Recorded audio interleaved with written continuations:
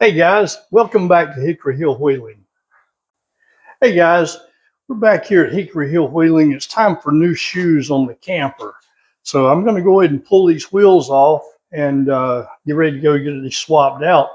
But when I get them off, I'm going to show you the underside, how we insulated the floor of the camper.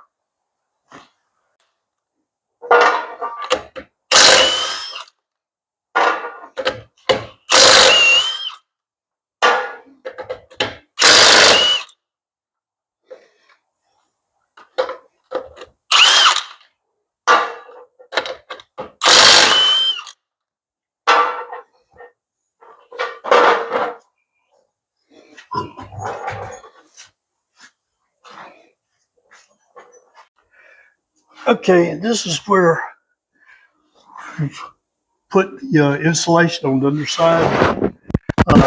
Went with a full 2-inch foam insulation and then put this HDPE cover over that and screwed it with the shingle effect facing to the back. And as you can see over here, I only insulated the cabin portion, and then under the kitchen area is still the full depth here. So, and that's where we mounted the crank down jacks. Okay guys, got the tires back, got them mounted, balanced, and put back on.